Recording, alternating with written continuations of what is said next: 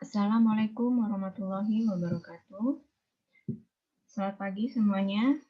Hari ini kita bertemu lagi pada mata kuliah Manajemen Konstruksi 2, pertemuan yang ke-6 ya. Setelah selama 2 minggu kita off karena ada libur panjang, karena ada long weekend, karena saya kebetulan minggu sebelumnya saya cuti gitu ya. Oke, materi yang akan kita pelajari, ini saya share dulu.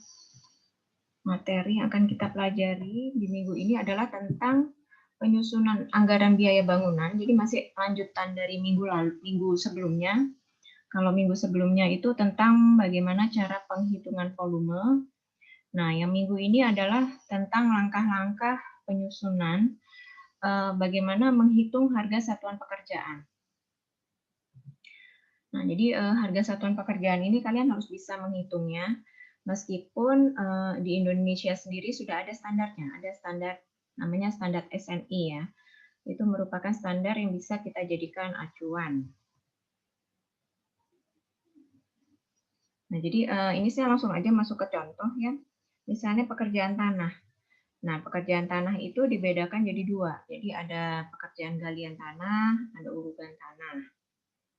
Nah, jadi pertama kalau yang galian tanah itu adalah cara pemilik proyek membayar kepada kontraktor untuk pekerjaan ini itu didasarkan pada unit price. Unit price tadi adalah harga satuan pekerjaan setiap meter kubik. Jadi nanti satuannya bisa macam-macam, bisa meter kubik, bisa meter persegi, atau per meter lari gitu ya. Nah, tapi kalau dalam pekerjaan galian tanah, nah itu pekerjaan ini didasarkan pada unit price-nya itu per meter kubik.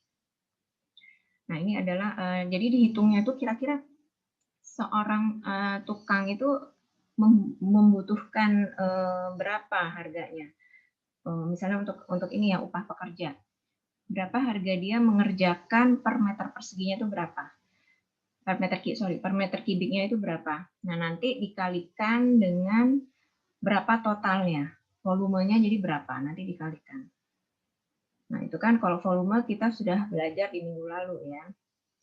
Nah, besarnya harga satuan ditentukan juga oleh jenis tanah yang akan digali, karena beda tanah akan beda juga kecepatan seseorang itu untuk menggalinya. Ada tanah lunak, tanah keras, tanah cadas. Nah, kalau di SNI ini sudah ada acuan koefisiennya itu, koefisien AHSP-nya itu sudah ditentukan. Untuk tanah lunak berapa, tanah keras berapa, tanah cadas berapa. Nah, ini kalian di sini sekarang belajar menghitung koefisiennya tadi. Nah, dasar perhitungan terbaik adalah apabila kita mempunyai catatan produktivitas yang diperoleh dari pekerjaan yang pernah dikerjakan. Nah, biasanya kontraktor itu mereka punya standar koefisien sendiri. Nggak semuanya mengacu juga pada SNI gitu ya. Jadi boleh juga nanti misalnya kalian nanti mendirikan perusahaan kontraktor sendiri gitu ya suatu hari. Nah, nanti kalian punya standar AHSP sendiri itu boleh gitu. Nah, jadi untuk membuat standar AHSP sendiri itu, maka kalian harus tahu cara ngitungnya. Nah, ini adalah contoh selanjutnya. Jadi, nah berdasarkan pengalaman, ini berdasarkan pengalaman ya. Jadi biasanya yang bisa membuat AHSP sendiri itu ya itu tadi, mereka yang sudah punya pengalaman mengerjakan proyek-proyek konstruksi sebelumnya gitu, sehingga mereka punya acuan gitu ya. Punya pandangan gitu. Nah, berdasarkan pengalaman, setiap pekerja itu mampu menggali tanah sebanyak 1,5 meter kubik per hari. Itu satu orang. Satu orang itu mampu menggali volumenya kurang lebih 1,5 meter kubik per hari. Nah, maka untuk menggali setiap meter kubik tanah dibutuhkan pekerja sebanyak ini satu hari dibagi 1,5. Maka untuk menggali 1 meter kubik tanah dibutuhkan 0,67 pekerja misalnya gitu. Ini untuk pekerja saja.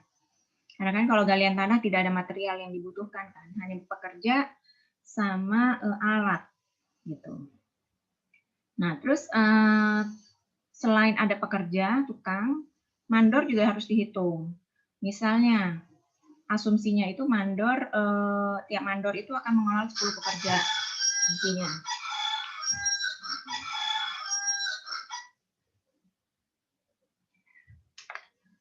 Nah, sehingga untuk 1 meter kubik galian tanah, kontribusi si mandor itu adalah 0,67. Ini tadi ya, karena ini adalah satu pekerja, dibagi 10. Sehingga kontribusi si mandor itu adalah segini. Ini adalah koefisiennya ini. Yang ini nih koefisiennya. Untuk mandor, ini koefisien untuk pekerja. Gitu ya. Nah, saya lanjutkan lagi. Besarnya kontribusi pekerja dan mandor ini disebut koefisien produktivitas. Nah, maka ditulisnya untuk 1 meter kubik, maka ini ditulisnya harus seperti ini ya. Untuk 1 meter kubik galian tanah lunak atau biasa, maka upah yang dibutuhkan, ini koefisiennya 0,67 orang pekerja, dan untuk mandor sekian gitu ya, 0,067 tadi kan. Nah, ini adalah harganya, harga upahnya, upah harian. Upah hariannya segini. Nah, sementara ini sehari hanya butuh 0,67 pekerja. Maka upah harian dikali koefisien, maka hasilnya seperti ini. Itu untuk pekerja. Nah, ini upah harian mandor. Dia mengelola 0,06 orang pekerja gitu ya. Maka hasilnya seperti ini. Di total jumlahnya adalah 15.350 ini. Dari sini kita membacanya, untuk menggali tanah lunak atau tanah biasa dengan volume 1 meter kubik, maka anggarannya adalah 15.350. Ini untuk menggali tanah lunak. Anggaran 15.350 ini terdiri dari upah pekerja dan upah mandor per meter kubiknya. Nah, nanti tinggal kita hitung di RAB volume tanahnya berapa gitu ya, dikali volume tanah. Nah, nanti tinggal di lapangan di-adjust lagi. Saya pengen misalnya tanah selesai berapa lama, maka nanti bisa dihitung berapa kebutuhan pekerjanya gitu ya. Oke. Nah, ini adalah salah satu cara contohnya.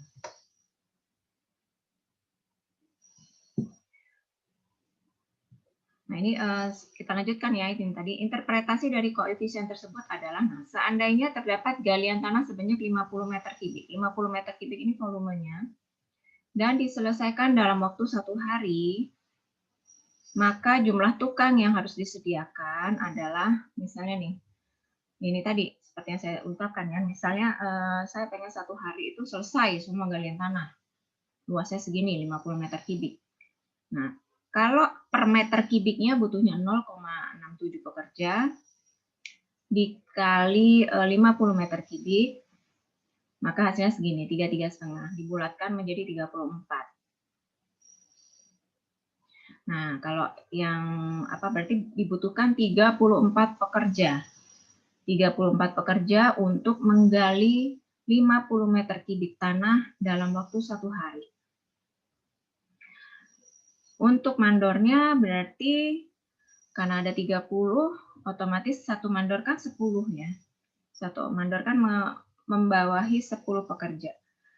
Nah, berarti ini dengan menggunakan koefisien tadi dikali 50 meter kubik luasannya, maka sama dengan dibutuhkan 3 orang mandor. Nah, kurang lebih gitu. Nah, ini adalah berbagai koefisien galian tanah untuk berbagai kategori tanah. Untuk pekerja galian tanah biasa seperti ini yang dalamnya 1 meter. Ini tanah biasa kedalaman 2 meter. Mandornya segini koefisiennya.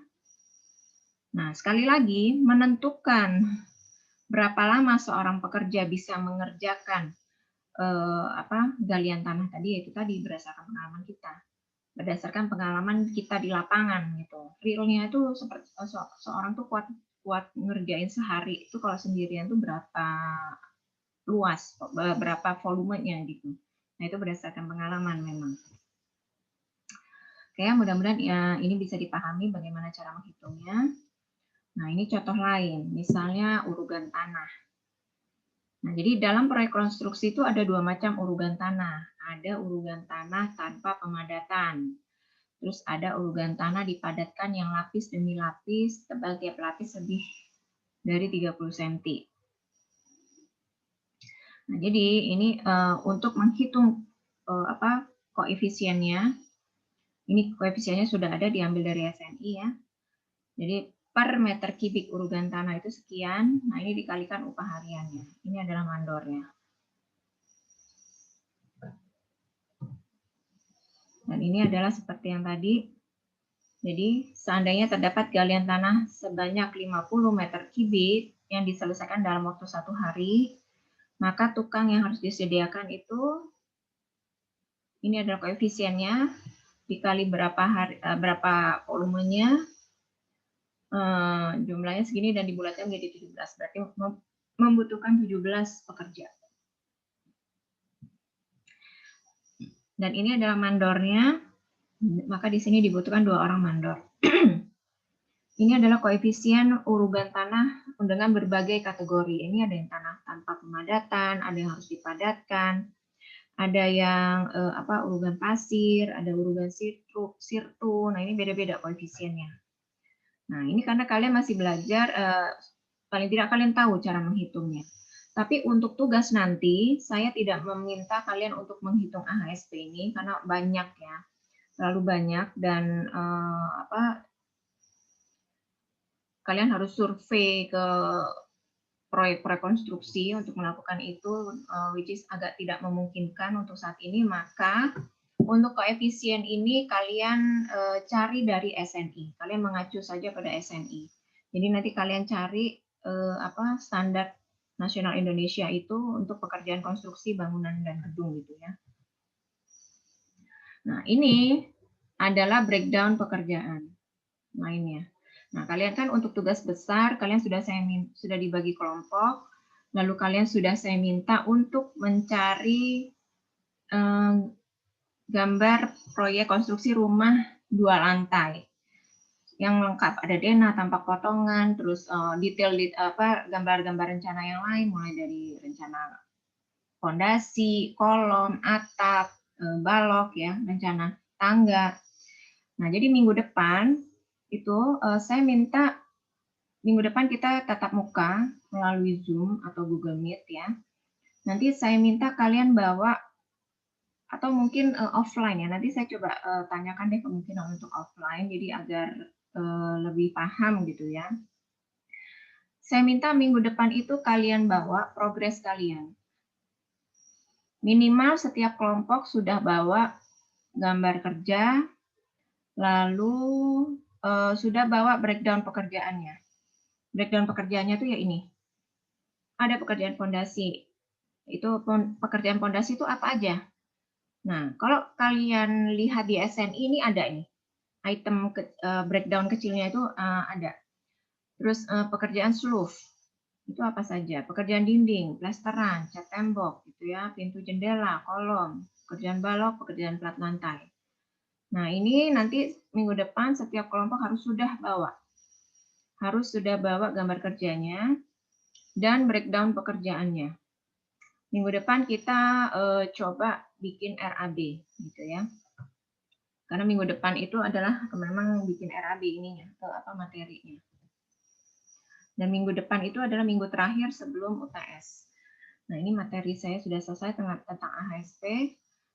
Saya mau share ininya deh. Contoh SNI.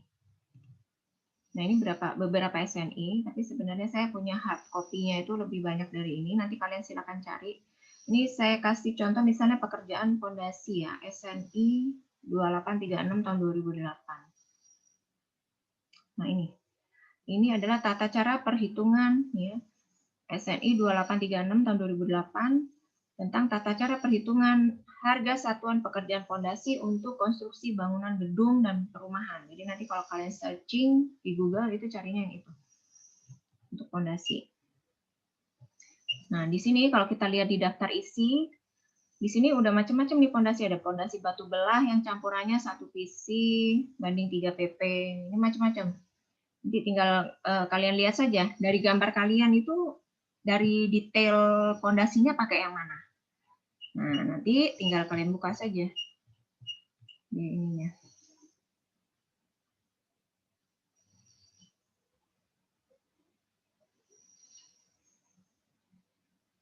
Nah, ini contohnya.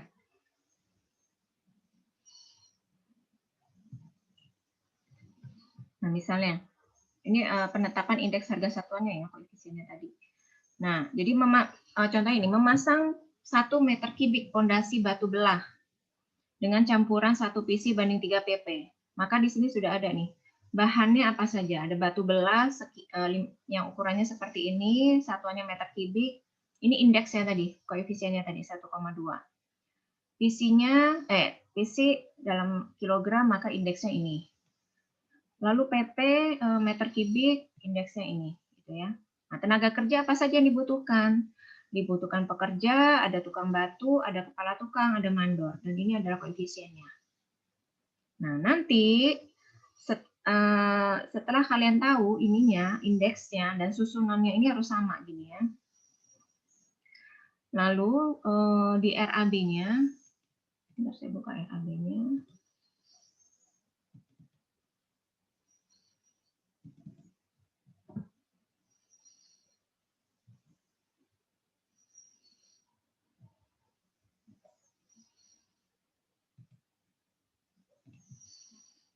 Nah, di bagian yang AHS, nah nanti kalian bikin di sininya. Tadi misalnya pekerjaan pondasi, ini masih galian ya. Pekerjaan pondasi misalnya, taruhlah ini misalnya ya. Jadi nanti ditulis bahannya apa saja, ikut kalian tinggal copy paste dari sini, dari SNI ini. Jadi standar SNI itu meliputi itemnya, satuannya, indeksnya. Bahan, tenaga kerja, biasanya juga kalau misalnya ada alat-alat gitu ya. Nah, jadi item kebutuhannya itu apa saja, ini tinggal kalian copy paste dari SNI, satuannya dari SNI, koefisiennya dari SNI. Nah, kalian tinggal survei harganya di lapangan tuh berapa. Harga per sak semen berapa. Harga pasir beton per meter kubik itu berapa. Nah, nanti dari situ jumlah harga, maka itu didapat harga satuan dikali koefisien, maka didapat segini. Gitu ya. Jadi yang kalian cari di lapangan adalah harganya ini. Sementara bagian yang ini, item-item ini semua tinggal copy paste dari SNI. Gampang kan? Kalian tinggal survei aja nih, bagi aja per kelompok itu. Setelah itu tinggal jumlah, misalnya ini di sini nggak ada tenaga kerja ya. Saya cari yang, nah ini deh, ini sudah ada tenaga kerja. Jadi di sini ada bahan, ada upah, di sini ada alat bantu, ada alat. Maka pertama jumlah A, ini jumlah bahan totalnya berapa? Sekian. Jumlah B, jumlah upah totalnya sekian.